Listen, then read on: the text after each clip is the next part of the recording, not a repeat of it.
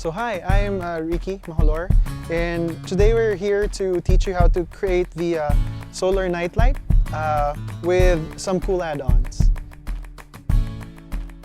The PCB, 1000 microfarad capacitor, 1N4001 diodes, 78015 regulator. This is for the solar panel for 15 volts. 7805 voltage regulator. This is for the phone charger. A couple of resistors, the ferric chloride to remove the unwanted copper, the alcohol, so that we can remove the marker.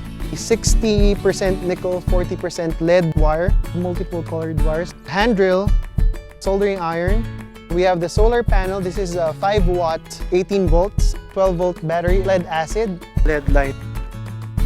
Clear epoxy, custom made casing, a marker so that we'll be able to draw the circuit later on, a wire stripper, the desoldering socket, and the cutter so that we will shape the PCB to the size that we want later on.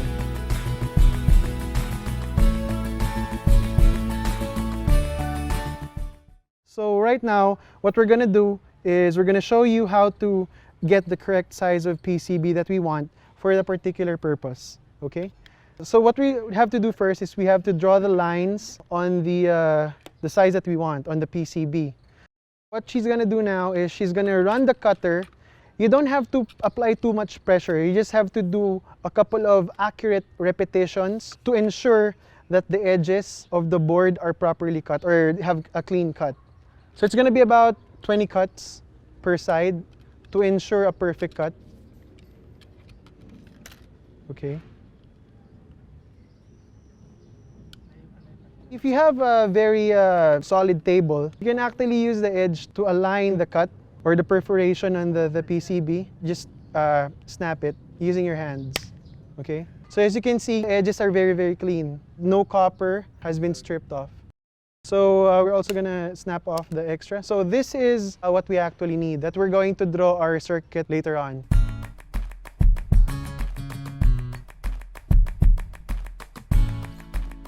So the next step is to basically trace the outline of the schematic onto the PCB. Now sometimes the actual electronic schematic will be different from the PCB layout. So right now, the schematic that we're going to do is the PCB layout already to maximize the space within the board.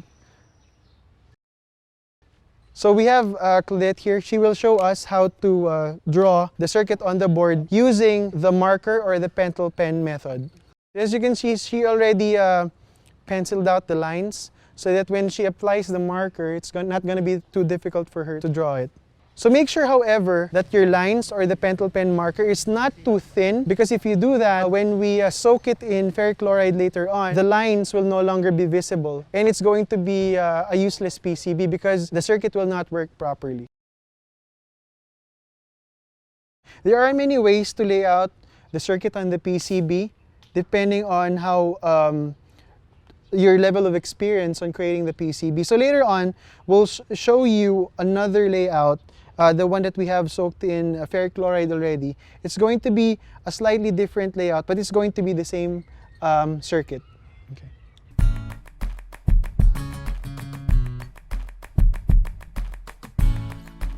Submerge the PCB with the layout onto ferric chloride. So you don't have to put much like this one, you just have it submerged. So agitating that size takes about 5 to 10 minutes of continuously shaking the container until the unwanted copper is completely taken out.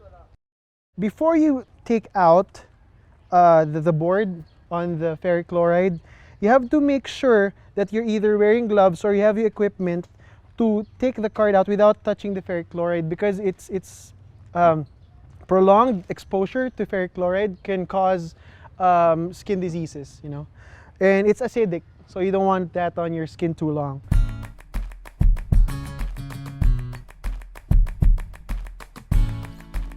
If you don't have gloves, you can just use pliers, and then we're gonna wash it in water. If you have running water around, that's gonna be better. So as you can see, if we compare, this one has its copper gone, or the unwanted copper is already gone, as compared to this one, which still has the copper there. Of course, you have to keep it clean. My friend here, Neil, will wipe off the excess water first.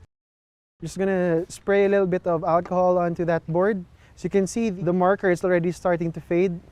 So just give it a wipe.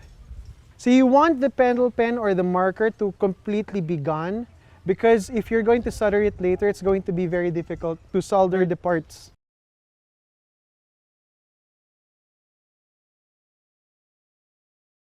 So as you can see, the markings that we made using the marker protects the copper or the copper trace that we want from being melted by the ferric chloride.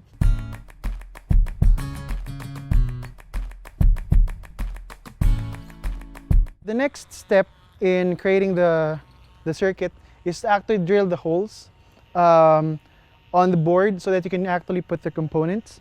So if we look at this particular layout, you can see that we already put nodes. The nodes or the small circles here are actually indications of we're supposed to be drilling holes onto the board so that we can attach the components later on. We're using 0.8 diameter drill or drill bit. So you make sure you're doing it perpendicular to the board. And where you're drilling as well, make sure that you don't take out or completely take out the copper around it, because if you do that, you won't have any place to put the solder in. After drilling the holes completely, we have here the completely drilled circuit board. Okay.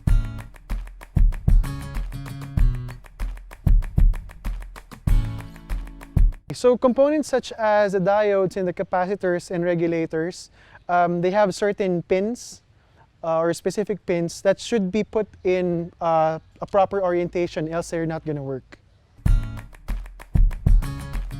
The first component that we're going to insert is the diode that's closest to the input of the solar panel. We can see here that the drawing for the diode has a line on it. If you look at the actual component of the diode, there's a gray strip on one of its ends. The line there is represented by the gray strip on this particular circuit. So remember, when you're inserting the components, as much as possible, make sure that the parts or components are closest to the board. You don't want parts hanging around because there's a chance that they might break, or due to constant movement, they eventually get worn out. So you don't want that. You want it as close, as flat as possible to the board, like this one. So now we're gonna insert the resistors. The resistors have certain color bands. So as you can see, so they look similar, but if you look closely, there are certain color bands, if you were going to count it, and they represent different values.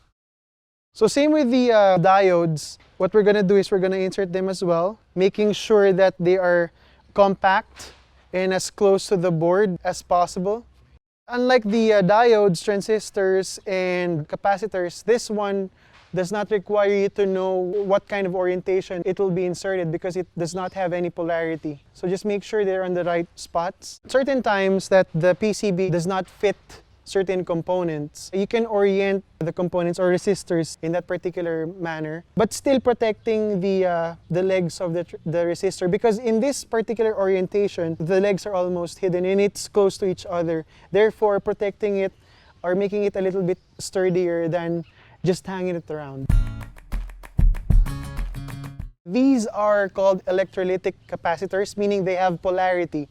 So you must only insert them in a certain orientation. So the longer leg represents the positive terminal and the shorter leg represents the negative terminal. So that's what we're gonna do it. Okay, and then the other one. All right.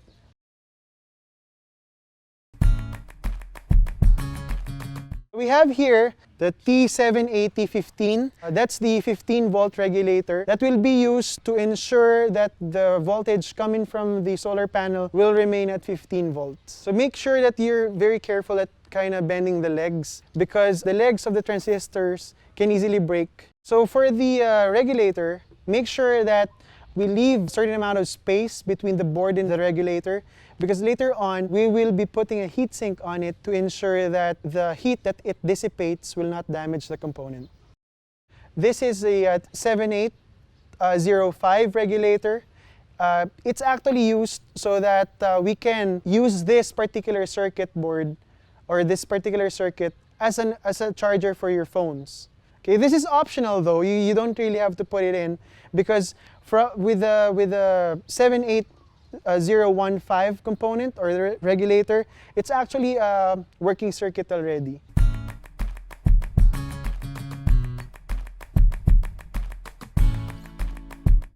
The final step actually for assembling the circuit board is to solder the parts in to make sure that they stay in place. Okay? If you're soldering, you have to have the soldering iron first and then put some lead until it forms a mountain, a kisses type of formation. That's when you know you have a perfect solder. So when soldering components such as transistors or regulators, they are more heat sensitive than the resistors and capacitors. So make sure that when you're soldering the parts in, such as the regulators, transistors, you don't spend too much time heating the component because it will damage the component permanently. You have to be cautious when putting lead as well because you don't want the lead to spread to other the copper lines, because that's going to create a short circuit, damaging the components when you try to use it. To ensure that the parts are properly soldered, the components must be in a kisses or a mountain shape formation, and it should have luster. If it doesn't, it might be what we call a cold solder. What does a cold solder mean? If you flip the circuit around and when you try to move this particular component here, you'll see that under the board, it'll also move if it's a cold solder. But this one is a good solder. As you can see, if we're moving the legs at the base, they remain static. They don't move.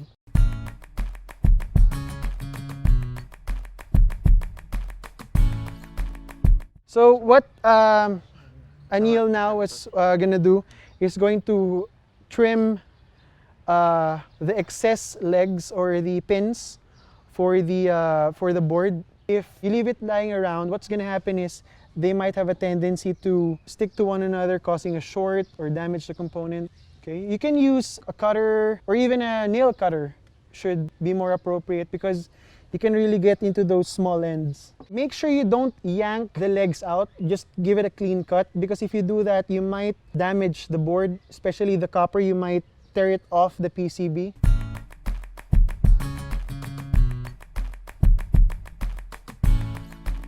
So what we're gonna do now is we're gonna attach the wires. So it's not important that we have multiple colored wires, but it's better because if you're going to troubleshoot it later on, it's going to be much easier. Every time you put in a wire, you have to solder it in. First is the white wire for the positive terminal of the solar panel.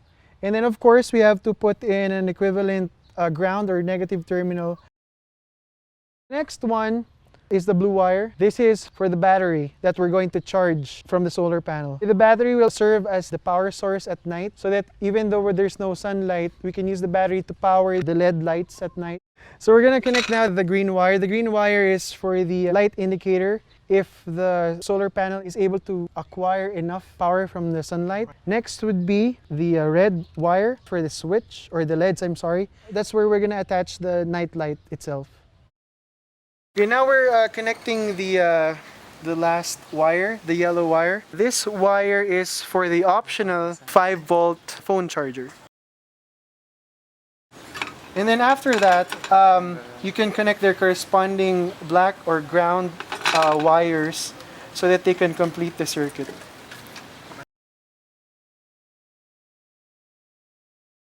So here's how it's supposed to look like.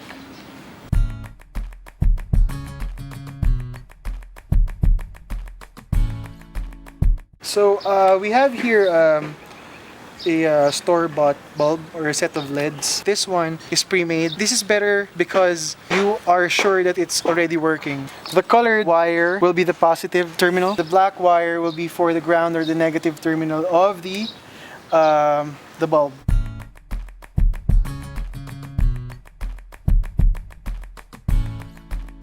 After identifying it, you just have to solder a wire to each end.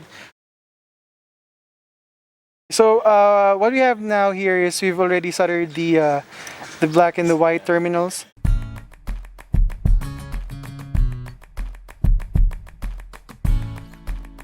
Insert the wires onto the shaft. Right.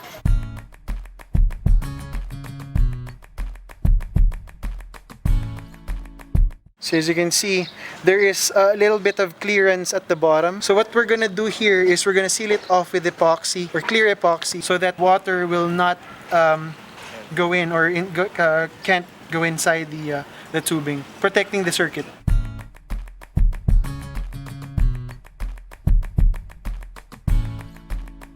What we have here is a custom-made casing for the circuit for the liter of light, and we have here a 12-volt lead acid battery. Why 12-volt battery? Because we're using a 12-volt output on the circuit board, so it just makes sense that we use a 12-volt battery. However, if you have a background in electronics, you can actually step down or change the circuit a little bit so that you can get the desired voltage that you want. There are going to be mounts on the casing. Drill a small hole here, about 1.8 millimeter in diameter of drill, and then just place it here, and then you're gonna drill it and then put a screw so that to make sure that the lead acid battery is held in place.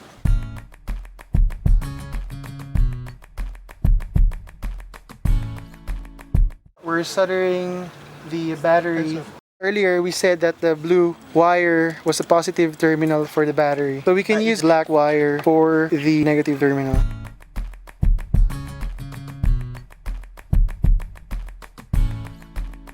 To identify or properly identify which is the positive terminal on the solar panel, you will see there a broken set of lines running through the wire. The left side, on your point of view, will be the positive terminal. The one with just the simple writing on the right will be your negative terminal or the ground. We're now connecting the wires. After that, we're going to show you that it's actually working with the LED light.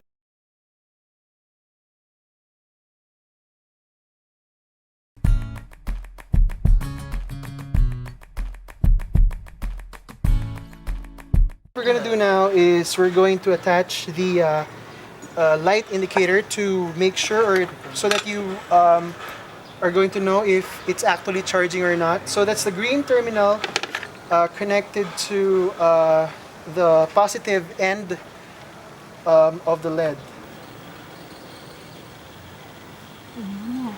The stronger the light passing through the solar panel, the brighter the LED.